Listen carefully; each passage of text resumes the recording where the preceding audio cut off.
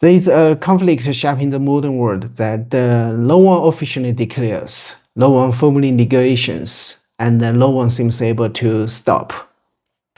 It doesn't look like a war.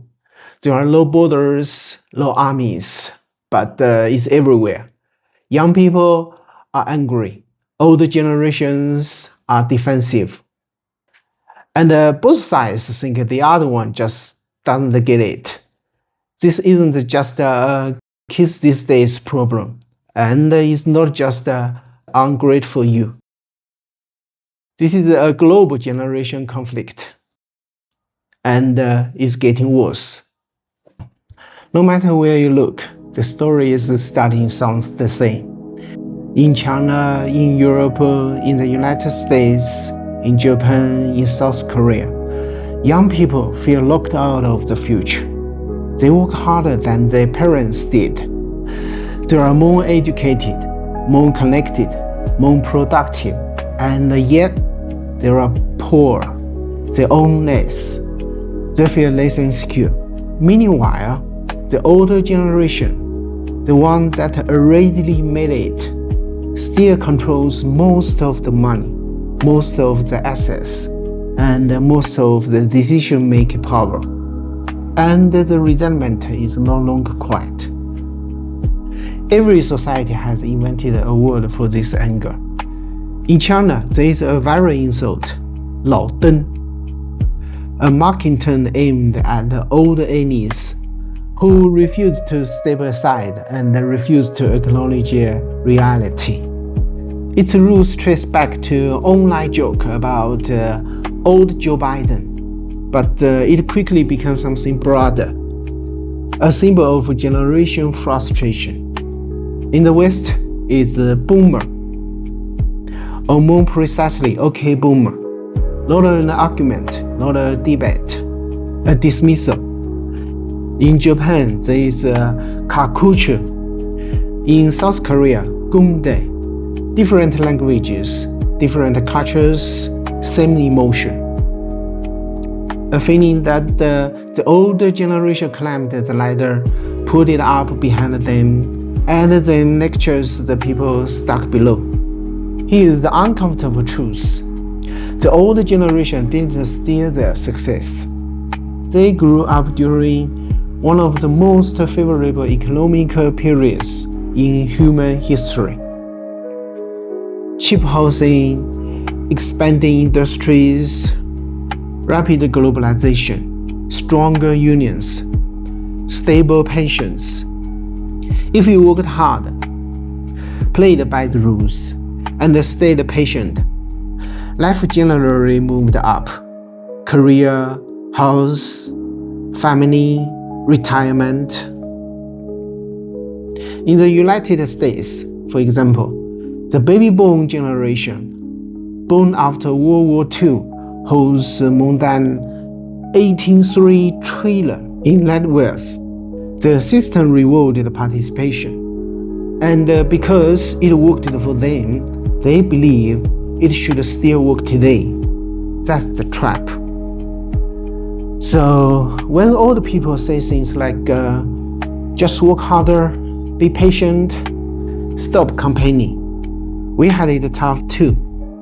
To younger generations, this doesn't sound like wisdom. It sounds like denial, because the economic conditions are no longer the same. Housing prices have exploded. Wages have stagnated. Job security has collapsed. Upward mobility has slowed or stopped. The system no longer rewards effort evenly. And when someone who already owns everything tells you that you are the problem, resentment becomes inevitable. Let's talk about power. Across the globe, nearly every major industry is dominated by entrenched interests. Finance, manufacturing, telecommunications, energy, tobacco, real estate. Even industries that once symbolized the youth, rebellion, and disruption, like the intellect and the technology, are now controlled by aging giants, both over directors, regulatory bodies, capital markets. The same faces, the same generation. They don't just own the resources, they decide who gets the access to them. This dynamic shows up in unexpected places. Take the reality show Clarkson's Fun. On the surface, it's just entertainment, but underneath, it's a brutal lesson in modern systems. A wealthy man tries to run a farm and runs straight into bureaucracy, regulation, and entrenched agricultural interests. The message is clear.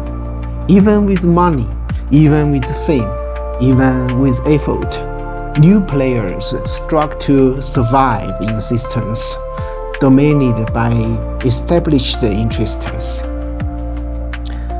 Now, imagine trying to enter that system with nothing.